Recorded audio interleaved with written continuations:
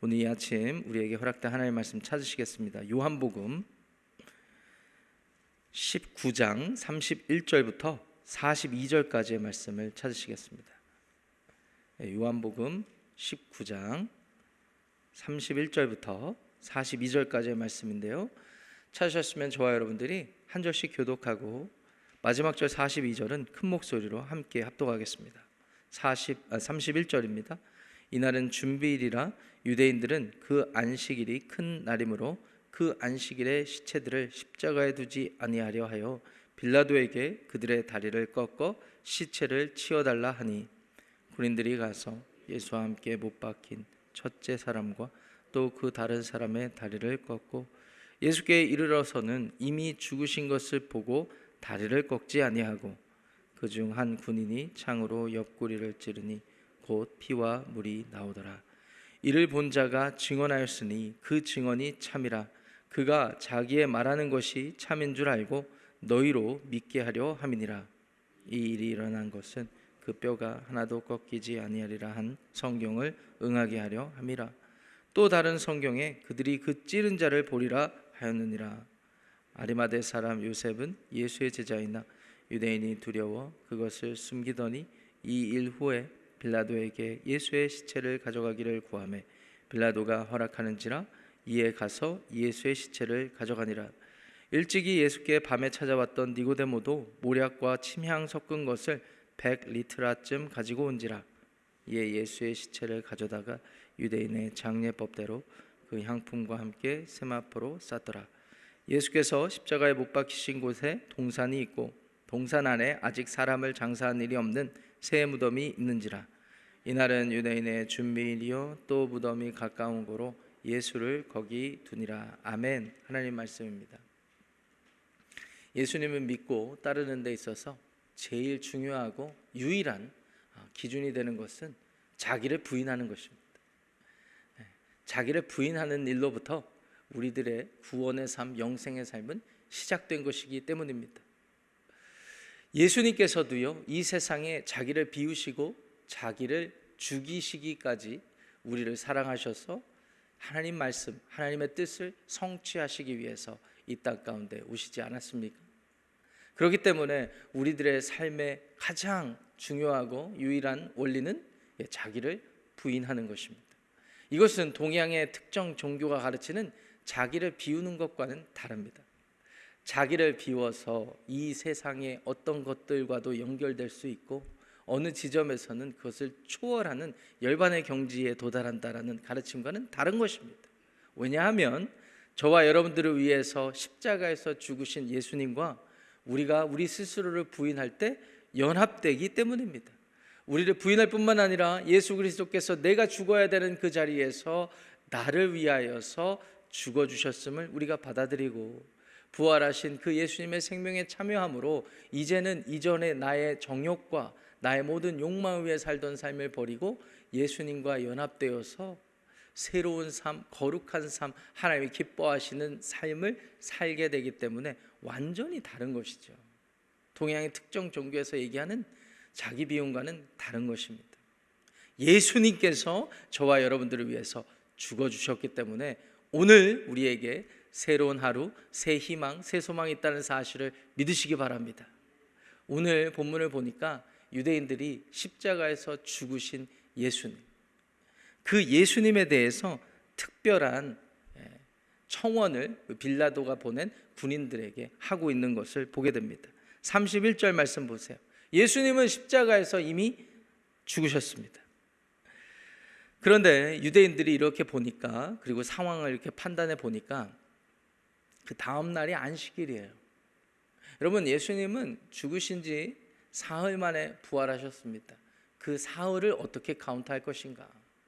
유대인들은 횟수로, 일자로 그렇게 카운트를 했던 것 같습니다. 그리스도인들이 그렇게 카운트했던 것 같고 초대교회 전통에서 그렇게 받아들였어요. 그러니까 금요일 날 돌아가시고 그 다음 날이 어떤 날이에요? 안식일. 그 다음 날이 어떤 날이에요? 우리가 주님의 날로 지키는 주일. 부활하셨기 때문에 주님의 날로 지키는 것입니다. 그 다음 날이 안식일이었어요. 안식일을 거룩하게 지켜야 되지 않습니까? 그리고 안식일을 지키려면 준비하는 일이 필요했는데 유대인들이 자신들이 판단을 했을 때 지금 십자가에 달아서 죽게 한 이 예수가 거기에 달려있으면 안 될 것 같거든요. 그래서 31절 하반절에 보니까 빌라도에게 어떠한 청원을 하냐면 그들의 다리를 꺾어서 시체를 치워달라고 부탁을 했습니다. 여러분, 십자가에서 처형할 때의 원리를 우리가 직간접적으로 많이 우리가 들어서 알게 됩니다. 나무에 사람의 팔과 그리고 발목에 못을 박아서 달면 여러분들 어떤 일이 일어날까요? 그 못에 몸이 이 지탱이 못에 의존해서 지탱이 되기 때문에 이 몸은 중력의 영향을 받아서 밑으로 내려가지 않겠습니까? 그러면 살점도 찢어질 뿐만 아니라 얼마나 고통스럽겠어요. 나무에 완전히 매달려 있는데요. 그러니까 그 고통의 시간을 견뎌내는 게 어마어마했습니다. 예수님이 그 고통을 스스로 당하신 거예요. 그 당대의 가장 끔찍한 사형 제도였던 십자가 상에서 말이죠. 그런데 이 십자가가 끔찍했던 이유는 그 고통의 시간이 사람마다 편차는 있지만 고통의 시간을 충분히 느끼게 한다는 데 있습니다. 근데 지금 유대인들 입장에서는요, 예수님뿐만 아니라 십자가에 달린 유대인들이 더러 있었는데 특별히 예수님 좌우편에 달렸던 그 강도들 또 있었지 않습니까? 그들도 빨리 죽어야 이 안식일을 준비를 할 수 있었을 텐데 하는 생각을 했던 것입니다. 왜 이렇게 생각을 했냐면 신명기서 21장 22절 23절에 그 힌트가 있습니다. 하나님의 율법이거든요. 거기에 그렇게 기록되어 있습니다. 사람이 만일 죽을 죄를 범함으로 네가 그를 죽여 나무에 달거든 그 시체를 나무 위에 밤새도록 두지 말고 그날에 장사하여 네 하나님 여호와께서 네게 기업으로 주시는 땅을 더럽히지 말라. 나무에 달린 자는 하나님께 저주를 받았음이라 라고 이렇게 말씀하고 있거든요. 밤새 매달아 두지 말라. 특별히 내일은 안식일인데 이것을 준비하고 이것을 처리하기에 있어서 자신들이 하나님의 율법을 지켜야 되겠기에 빨리 다리를 꺾어서 빨리 죽음을 빨리 맞이하게 하고 그리고 마무리 짓자라는 제안이었던 것입니다. 그 로마 군인들이 거기에 따라서 반응을 하여서 32절 말씀 보시면 예수와 함께 못 박힌 첫째 사람 또 다른 사람의 다리를 꺾었다 그렇게 되어 있습니다. 여러분, 다리를 어떻게 꺾었는지 정확히 기록되어 있지 않지만 지금 십자가상에서 매달려 있는 사람, 특히 다리 쪽은 발목에 매달린 못에 의존해서 이렇게 자기도 모르게 들어 올리고 있는 그런 상황인데 이 다리를 꺾어버려 봐요. 몽둥이로 아마 내리쳐서 그 다리를 꺾었을 것입니다. 그럼 어떻게 됩니까? 감각이 없으니까 그냥 손목이 축 처지게 되겠죠. 출혈이 더 많아지겠죠. 호흡이 불가하겠죠. 그래서 죽게 된 것입니다. 그 다음에 33절에 보니까 예수님도 그렇게 하려고 봤는데 어떻게 돼 있어요? 이미 죽으신 것을 봤다고 되어 있습니다. 그래도 확인을 해야 되지 않습니까? 로마 군인 입장에서 34절에 어떻게 했을까요? 창으로 옆구리를 찔렀습니다. 그랬더니 피와 물이 나왔다.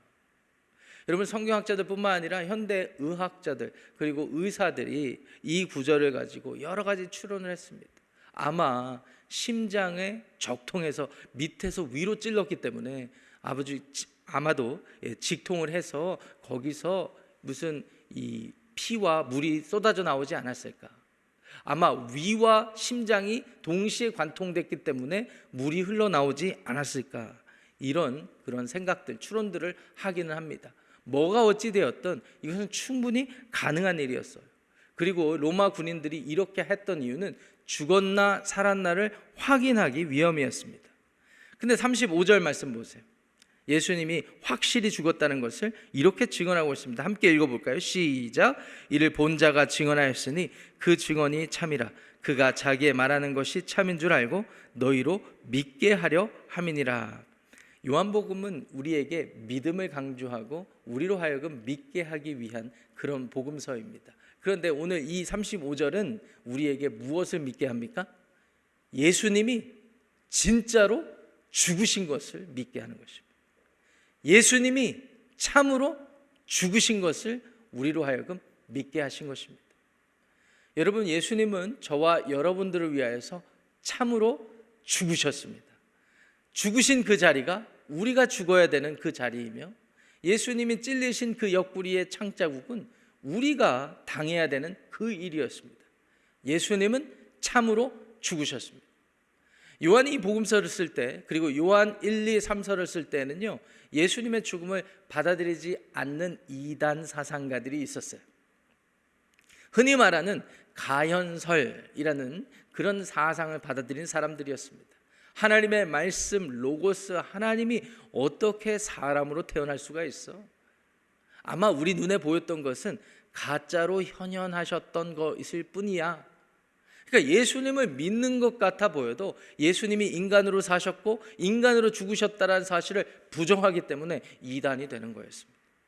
사도 요한은 아마 그들을 염두에 두지 않았을까? 요한 1, 2, 3서에 보면 그 내용이 좀 더 자세하게 나와 있기 때문에 우리가 이런 생각을 하게 되는 것입니다. 어찌되었든 우리가 예수님을 생각할 때, 우리가 예수님을 믿을 때에는 예수님의 죽음을 생각하고 예수님의 죽음을 받아들이는 것입니다. 그 예수님이 왜 죽으셨다고요? 저와 여러분의 죄를 위하여. 36절 37절 말씀 보세요. 이 사람이, 아마 사도 요한이 예수님의 죽음을 이렇게 증거하는 이유가 있습니다. 36절 37절에 보니까 예수님의 뼈가, 메시아로 오시는 그분의 뼈가 하나도 꺾이지 아니하라라는, 않을 것이다라는 성경 말씀의 예언이 성취되기 위함이고, 37절에 보니까 성경이 또 말씀하시기를 그 찌른 자를 보리라 라고 하셨던 말씀이 성취되기 위함이다 라는 것이죠. 36절의 배경은 이렇습니다. 구약성경 출애굽기 12장 46절, 그리고 민수기 9장 12절의 말씀 보시면 6월절에 드려지는 제물에 대해서, 양에 대해서 뼈를 꺾지 말라는 율법의 명령이 명시적으로 기록되어 있습니다. 지금 예수님이 십자가에서 왜 돌아가셨어요? 율법을 성취하시기 위하였어. 하나님의 구원을 성취하시기 위해서였습니다. 한마디로 6월절에 드려지는 제물처럼, 어린 양처럼 예수님은 우리를 대신해서 하나님께 드려질 제물로서, 희생 제물로서 십자가에서 죽으신 것을 성취하신 것입니다.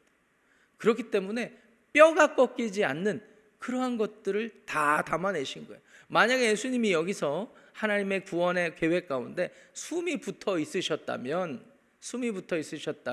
다른 강도들과 같이 아마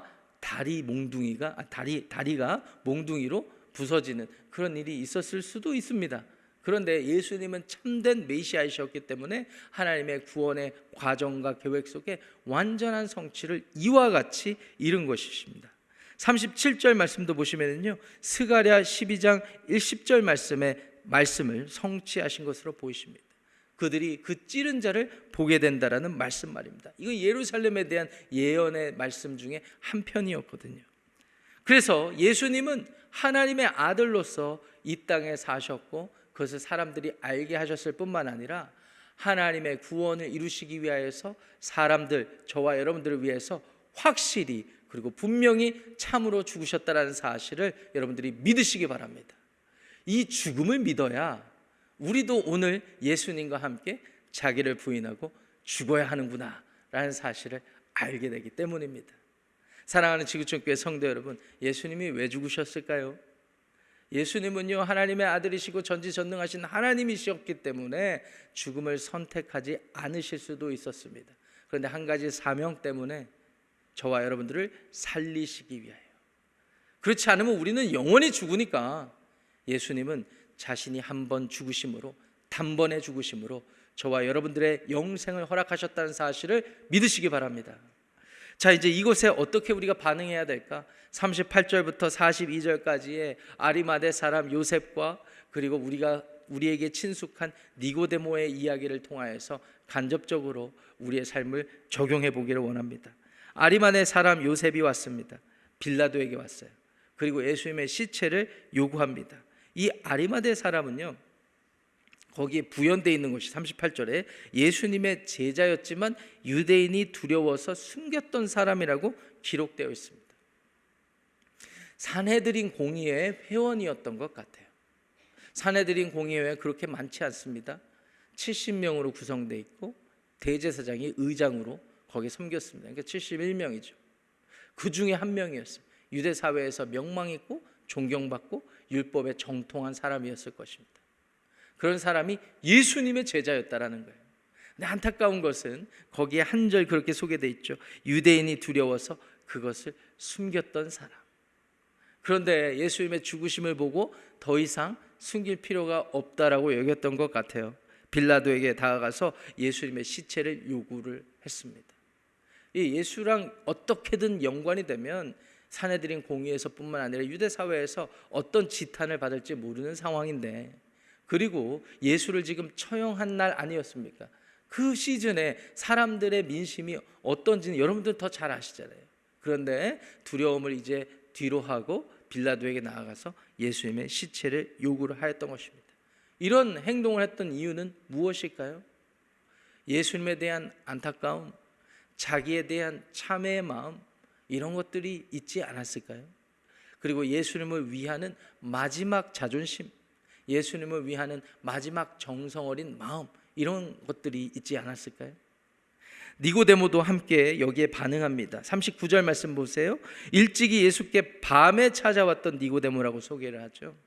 모략과 침향 섞은 것 100리트라쯤 가지고 왔다. 대략 파운드로 계산해 보니까 66파운드나 되는 그런 무게에 있는 그런 것들을 가지고 왔습니다. 이 예수님의 장례를 돕기 위해서 있죠. 그래서 40절 말씀 보시면 그것을 예수의 시체에 가져다가 유대인의 장례법대로 세마포로 싸고, 41절에 보니까 그 십자가 못 박힌 곳에 동산 안에 새 무덤이 있는데 그 새 무덤에 예수님을 모신 것입니다. 아마 여기 새 무덤의 주인이 누구일까? 성경학자들은 아리마대 사람 요셉의 무덤, 소유의 무덤이 아니었을까, 이런 추정을 하기도 합니다. 아리마대 사람 요셉, 니고데모 모두 사회적으로 부자이기도 했으며 존경받고 많은 영향력이 있었던 사람들이었습니다. 그런데 그들이 예수님의 죽음을 보면서 했던 반응들은 자기를 부인할 수 있었던, 자기를 부인했던 그런 행동이라고 할 수가 있습니다. 자기의 체면, 자기의 명예, 자기의 재산, 자기의 시간, 자기의 관계, 자존심, 모든 것들을 주를 위해서 내려놨던 사람들이라고, 그래서 했던 행동이라고 우리가 생각해 볼 수가 있는 것입니다. 사랑하는 지구촌교회 성도 여러분, 예수님은 저와 여러분들을 위하여서 죽어주셨습니다. 그 예수님을 위해서, 그 예수님과 함께 사는 것은 복되고 영생의 삶이라는 것을 우리가 기억해야 합니다. 우리가 그 사실을 기억한다면 오늘 우리는 어떻게 살아야 될까요? 예수님처럼 자기를 부인하고, 더 극단적으로 표현하면 자기를 죽이고, 내 생각과 감정과 의지를 주님 앞에 내려놓고 주님이 원하시고 주님께서 느끼시고 주님께서 하고자 하시는 일에 초점을 맞추며 오늘 내가 만나는 사람, 내가 맡아야 되는, 감당해야 되는 일들을 그렇게 맡아서 해나가는 것이 필요한 것입니다. 목사님, 그러면 예수님이 나에게 돈을 가져다 줍니까? 예수님이 나를 안 죽고 무병장수하게 해주실 겁니까? 이런 차원이 아닙니다. 예수님과 연합돼서 우리가 산다라는 것은, 우리가 자기를 부인하고 예수님과 연합돼서 살게 되면 예수님이 우리에게 주시는 샘솟는 기쁨과 마음의 평안과 그리고 또 다른 삶의 열매와 결과가 있게 되는 것이에요. 저는 여러분들의 삶의 상황이 어떤지 모르기 때문에 그 예수님께서 여러분들과 연합돼서 어떻게 어떤 결과를 펼쳐주실지는 잘은 모르겠습니다. 제가 그것을 알았으면 아마 이 자리에 없었을 것 같기도 합니다.